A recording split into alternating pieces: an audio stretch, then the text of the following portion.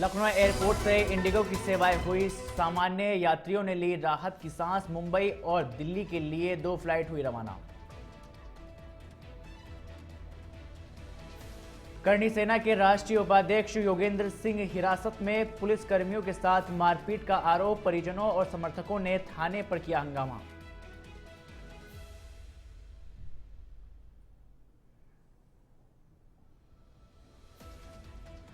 महोबा में ग्रामीणों ने विद्युत टीम से की मारपीट। महिलाओं ने टीम पर रिश्वत मांगने का लगाया आरोप। दोनों पक्षों ने थाने में दी तहरीर।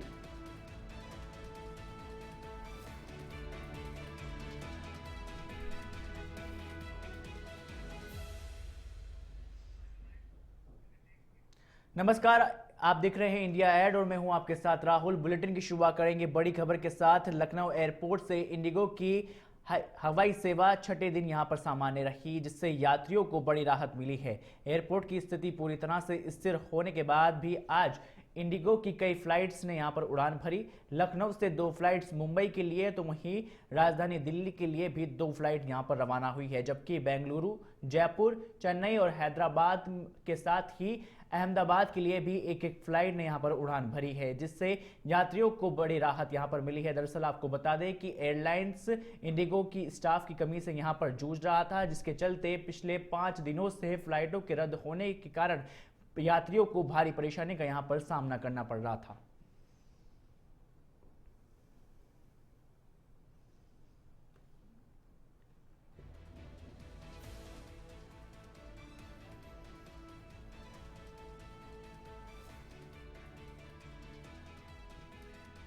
तो देखिए, लखनऊ एयरपोर्ट से इंडिगो की हवाई सेवा छठे दिन आज सामान्य रही, जिससे यात्रियों को बड़ी राहत यहां पर मिली है।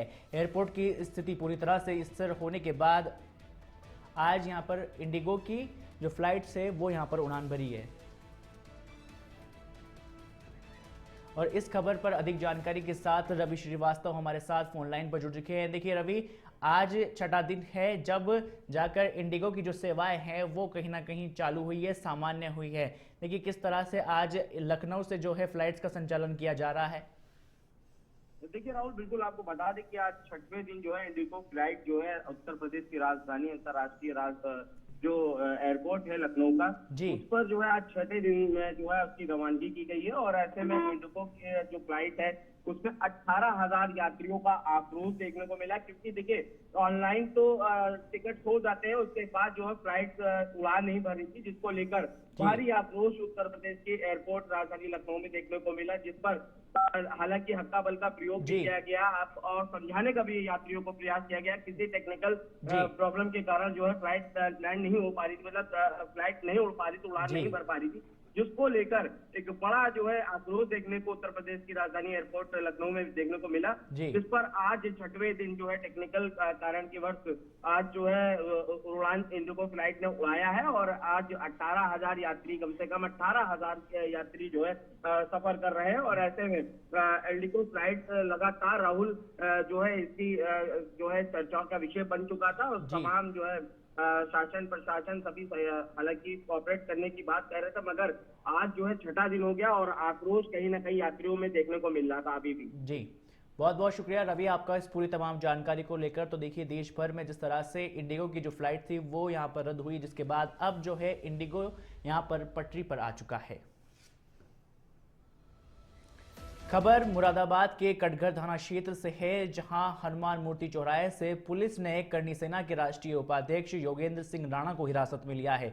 जानकारी के अनुसार योगेंद्र सिंह राणा ने मझौला थाना क्षेत्र से पुलिस कर्मियों के साथ यहां पर मारपीट की। योगेंद्र राणा ने अपने साथियों के साथ मिलकर सरकारी काम में बाधा, अभद्रता, गाली गलौज यहां पर की थी, जिस पर पुलिस ने कार्रवाई करते हुए योगेंद्र राणा के परिजन, आपको यह बता दें, यहां पर हिरासत में लिया, जिसके बाद परिजन थाने के गेट पर पहुंचे हैं, जहां उन्होंने हंगामा भी किया। परिजनों का आरोप है कि योगेंद्र राणा को फर्जी मुकदमे में यहां पर फंसाया जा रहा है, और इस मामले को लेकर एसपी सिटी कुमार रणविजय सिंह ने यहां पर बताया है कि आरोपी योगेंद्र राणा को हिरासत में लेकर एक मारपीट के मामले में यहां पर पूछताछ की गई है, जिसके बाद उससे मझौला पुलिस ने यहां पर योगेंद्र राणा को न्यायालय में पेश किया गया है, जहां उन्होंने जमानत यहां पर मिल गई है।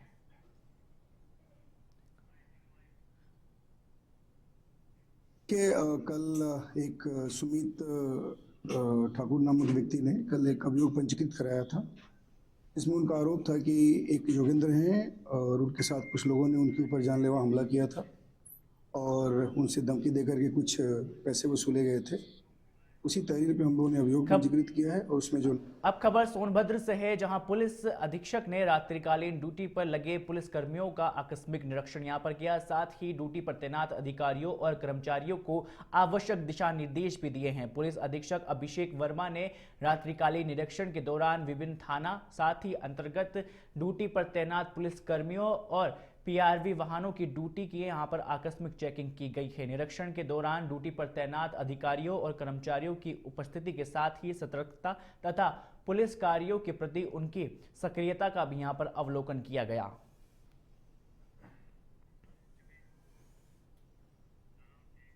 खबर महोबा के लाडपुर गांव के से है, जहां बकायेदारों के कनेक्शन काटने पहुंची विद्युत विभाग की टीम पर महिलाओं ने यहां लाठी डंडों से हमला कर दिया। टीम के पहुंचते ही बड़ी संख्या में महिला एकत्रित हो गई, जहां उन पर अवैध रूप से पैसे वसूलने का यहां पर आरोप भी लगाया गया है। घटना की जानकारी पर पुलिस मौके पर पहुंची और स्थिति को यहां पर नियंत्रण में किया गया और बाद में दोनों पक्षों ने थाने में तहरीर दी, जिसके बाद मामले की यहां पर जांच शुरू कर दी है।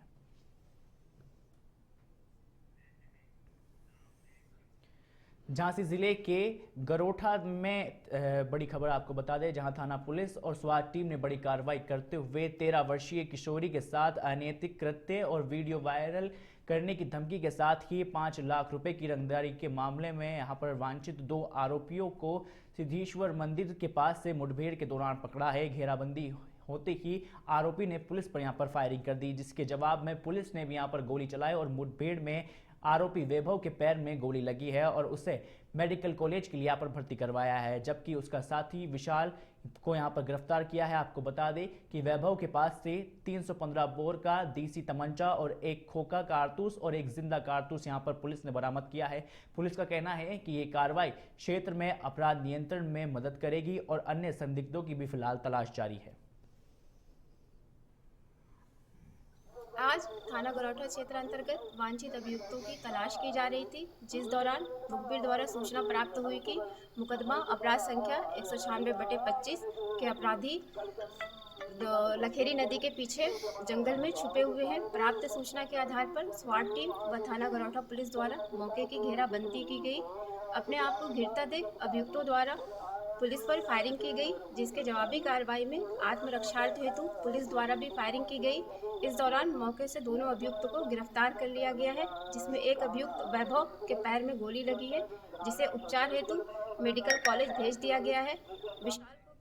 उत्तर प्रदेश के उन्नाव से खबर है, जहां शनिवार को जिलाधिकारी गौरांग राठी ने विशेष प्रागड़ पुनर्निरीक्षण अभियान 2026 के अंतर्गत उत्कृष्ट कार्य करने वाले सुपरवाइजर और बीएलओ को साथ ही तहसील दिवस के रूप में यहां पर तहसील सभागार में प्रशस्ति पत्र देकर सम्मान किया गया है। सदर विधानसभा के शहरी क्षेत्र में गणना प्रपत्रों के वितरण के साथ ही संग्रह, डिजिटलाइजेशन और अन्य कार्यों को 100% गुणवत्ता के साथ पूरा करने पर बीएलओ और भाग संज्ञा 201 के रामाशंकर, साथ ही बता दें कि 240 के गौरव जायसवाल और 328 के गरिमा अवस्थी को इस कार्यक्रम के अंदर सम्मानित किया गया। और इसी तरह से सुपरवाइजर दीपचंद और शैलेंद्र सोनवानी, जिन्हें भी अपने अपने क्षेत्र के अंदर 10-10 भागों का काम पूरा करने, साथ ही उन्हें भी इस कार्यक्रम के अंदर सराहाया गया है। जिलाधिकारी ने कहा है कि सभी ने समयबद्ध और लगन से यहां पर कार्य किया और यदि अन्य बीएलओ व सुपरवाइजर भी इसी प्रतिबद्धता के साथ काम करेंगे तो एसआईआर का काम समय से ही पहले पूरा हो सकेगा। उन्होंने बताया कि जिले में 81% फिक्सिंग, यहाँ पर बता दें कि 81% फंडिंग पूरी हो चुकी है। साथ ही 13% मतदाता विवाह और स्थानांतरण या मृत्यु के कारण निष्क्रिय यहाँ पर पाए गए हैं और 62% मैपिंग जो है वो यहाँ पर संपन्न हो चुकी है।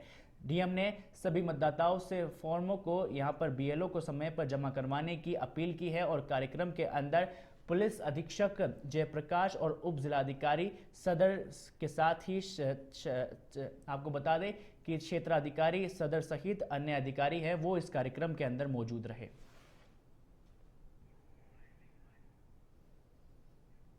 जहाँ पे सबसे ज़्यादा हमारे एब्सेंट शिफ्टेड जिनकी डेथ हो गई है वोटर ऐसी संख्या आई है, उसमें सीनियर अधिकारी जाएंगे तो उसकी भी आज सूचना दी गई है, निर्देश दिए गए हैं। और जिन बीएलओ ने स्पेशली शहरी क्षेत्रों में अच्छा कार्य करके ज़्यादा से ज़्यादा।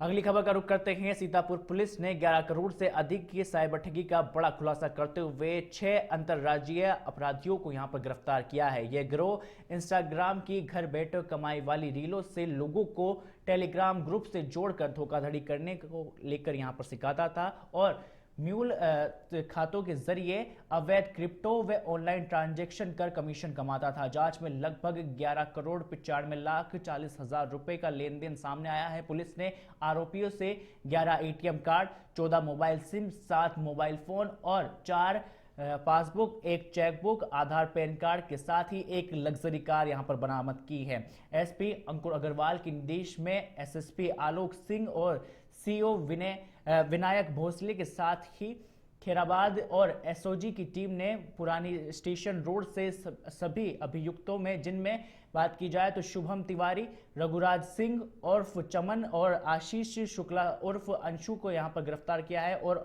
दूसरे आरोपी की बात की जाए तो मोहम्मद अरमान, शाहजेब और विनय कुमार को भी पुलिस ने कार्रवाई के दौरान यहां पर पकड़ा है। आरोपी अलग अलग शहरों में जाकर लोगों के बैंक खाते, एटीएम और सिम लेकर उन्हें 5 से 10% तक का कमीशन देते थे और इन खातों का इस्तेमाल यूपीआई, सीएससी आईडी और साथ ही डिजिटल माध्यम से यहां पर ठगी करते थे। पुलिस को 15 बैंक खातों और माफ कीजिएगा, यहां पर पुलिस को 45 बैंक खातों और 20 सीएससी आईडी का यहां पर दुरुपयोग मिला है, जिन्हें फ्रीज करने की जो प्रक्रिया है वो शुरू कर दी है। और सफल कार्रवाई पर एसपी ने टीम को 25,000 रुपए के इनाम देने की भी घोषणा की है।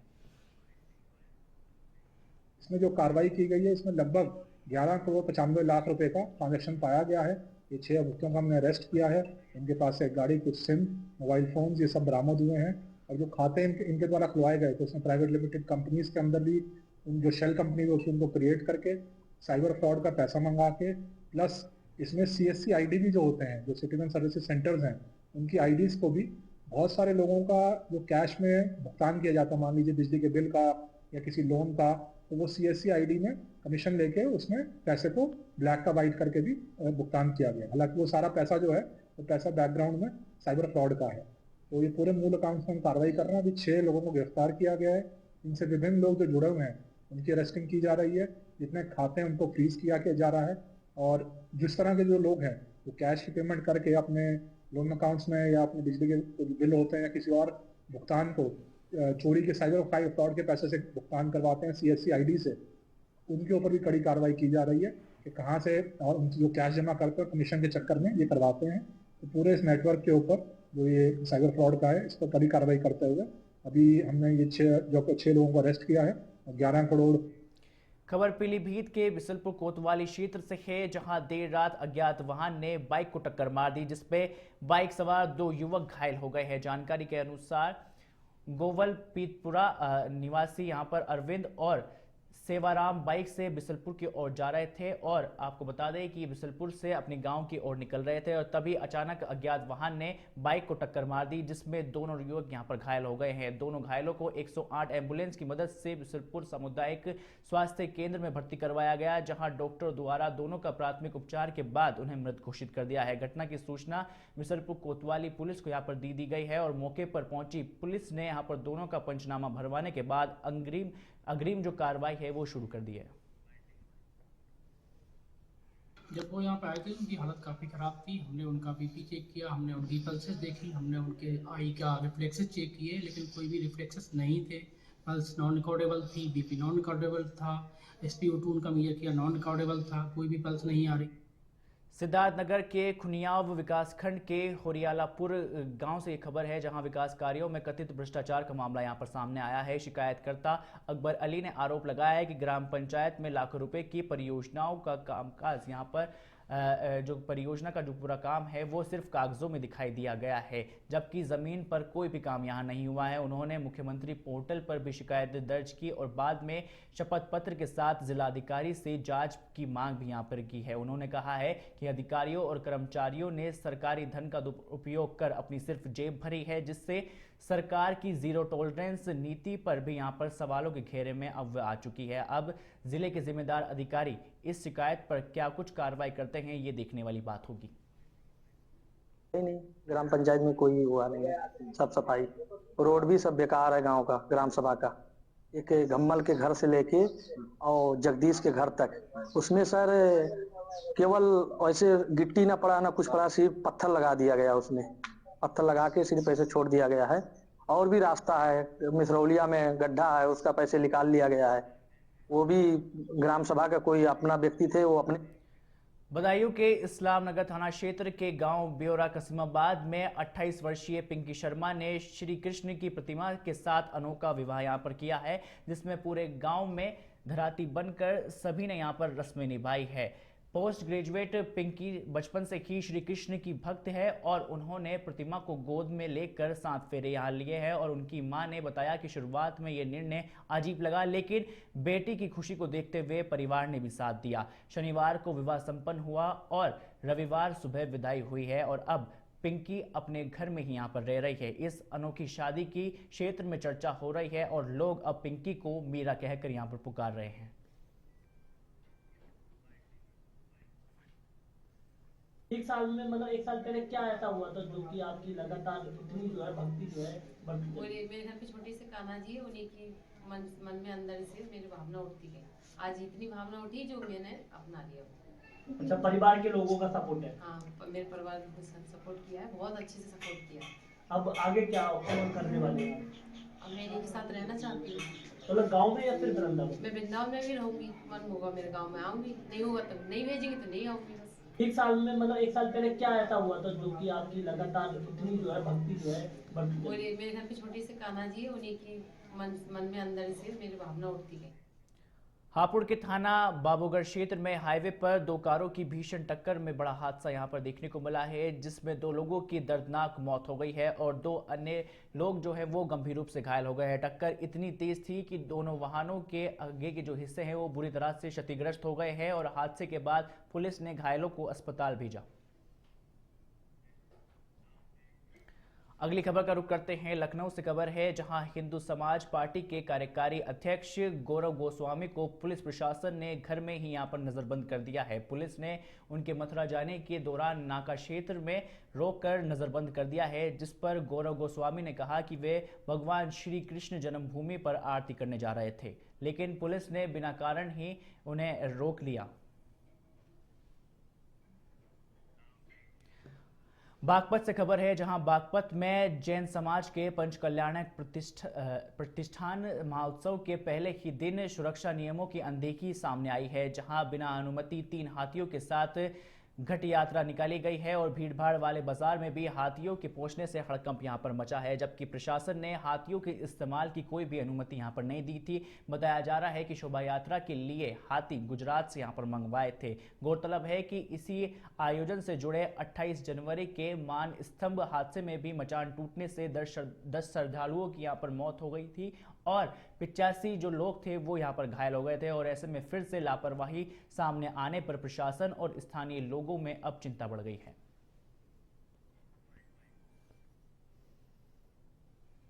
उसके अलावा 1930 पर जो शिकायतें दर्ज होती है उस पर तत्काल कार्रवाई की जाती है।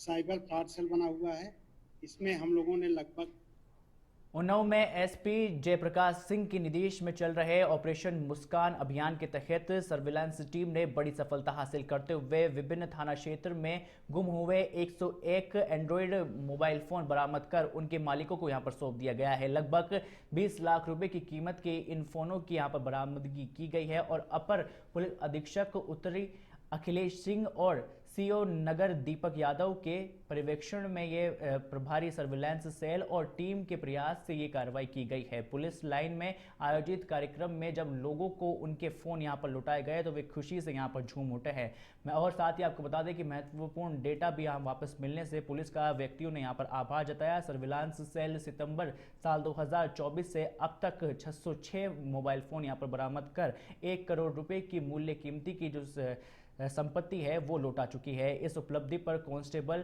शुभम तोमर, प्रशांत बलियान और साथ ही अरुण यादव के साथ ही विवेक को भी यहाँ पर प्रशंसा पत्र देकर घोषणा की गई।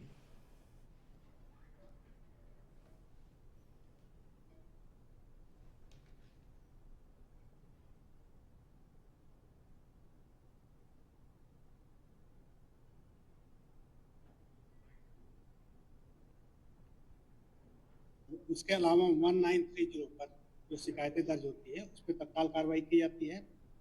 साइबर फ्रॉड सेल बना हुआ है, इसमें हम लोगों ने लगभग 1.7 करोड़ रुपए जो है फ्रीज कराया है। इसके अलावा सभी थानों पे साइबर हेल्प डेस्क भी है, उस पर भी कार्रवाई की जाती है। तो पूरा मिला करके हम लोगों ने लगभग 48 लाख रुपए की। श्रावस्ती से लखनऊ के लिए रोडवेज ने यहां पर यात्रियों की सुविधा को ध्यान में रखते हुए 10 नई बसों का सीधा संचालन शुरू कर दिया है। समाज सेवी ओम मिश्रा द्वारा रोडवेज अधिकारियों और सरकार से बस स्टैंड साथ ही बसों की संख्या बढ़ाने की लिखित और मौखिक मांग के बाद व्यवस्था लागू की गई है और अब श्रावस्ती से बहराइच होते हुए सुबह 6 बजे से शाम 4 बजे तक लगातार बस सेवा यहां पर उपलब्ध रहेगी। बढ़ती मांग को देखते हुए प्रशासन जल्द और बसें बढ़ाने की यहां पर तैयारी में है। तो वहीं नई सेवा शुरू होने से जिले के यात्रियों को तेज और आसान के साथ ही नियमित यात्रा सुविधा यहां पर मिल सकेगी।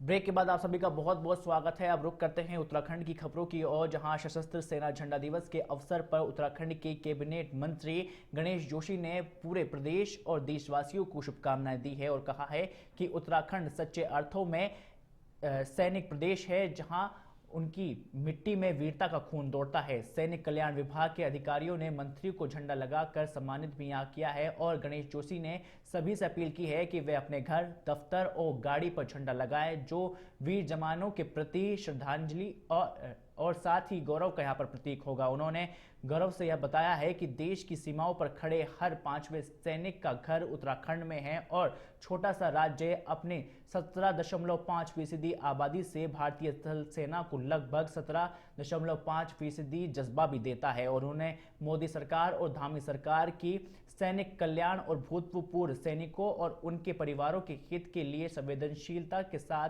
काम करने की यहाँ पर प्रशंसा भी की है। अगली खबर का रुख करते हैं देहरादून से। खबर है जहां दिल्ली के रामलीला मैदान में 14 दिसंबर को होने वाली राहुल गांधी की वोट चोर गद्दी छोड़ रैली को लेकर कांग्रेस यहां पर तैयारियों में जुट चुकी है और रैली में देश भर से कांग्रेसी कार्यकर्ताओं के शामिल होने की उम्मीद है, जबकि उत्तराखंड संगठन भी पूरी तरह से अब सक्रिय है। राज्य के सभी जिलों और विधानसभा क्षेत्रों में बैठक का दौर शुरू किया गया है और बूथ स्तर तक कार्यकर्ताओं को सक्रिय किया जा रहा है ताकि उत्तराखंड से रैली में अधिक से अधिक संख्या यहां पर पहुंचे। साथ ही आपको बता दें कि कांग्रेस के चुनाव प्रबंधन समिति के अध्यक्ष हरक सिंह रावत ने भी यहां पर कार्यकर्ताओं के साथ बैठक कर रैली की सफल आयोजन पर रणनीति के साथ चर्चा की है और ये रैली भाजपा सरकार पर कांग्रेस के बड़े राजनीतिक वार के रूप में फिलहाल देखी जा रही है। अगली खबर का रुख करते हैं जहां गतपुर से एक खबर है।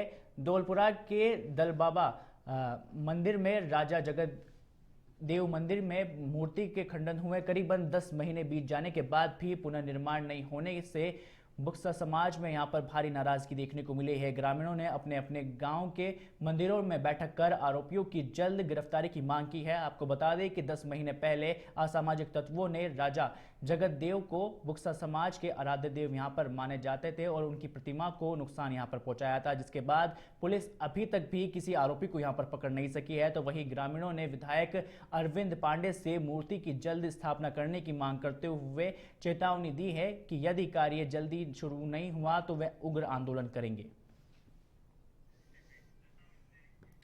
खबर हरिद्वार से है जहां आबादी क्षेत्रों में जंगली हाथियों का आतंक लगातार बढ़ता जा रहा है। बीती देर रात विलेश्वर कॉलोनी में हाथियों ने मकान नंबर 44 और आसपास के क्षेत्र घरों में जबरदस्त तोड़फोड़ की है, जिससे लोगों की नींद से जागकर दहशत में यहाँ पर बाहर निकला है। स्थानीय निवासी वन विभाग की सुस्ती और सुरक्षा इंतजामों की कमी पर यहाँ पर नाराज है और चेतावनी दे रहे हैं कि यदि यहाँ पर जल्द फेंसिंग या फिर निगरानी के साथ रात्रिकालीन पेट्रोलिंग और आपातकालीन रेस्क्यू टीमें यहाँ नहीं लगाई गई तो स्थिति और भी भयावह हो सकती है। लगातार शिकायतों और अलर्ट के बावजूद भी हालात में कोई भी सुधार नहीं हुए हैं, जिससे लोगों के रातों की नींद यहाँ पर खतरे में पड़ गई है।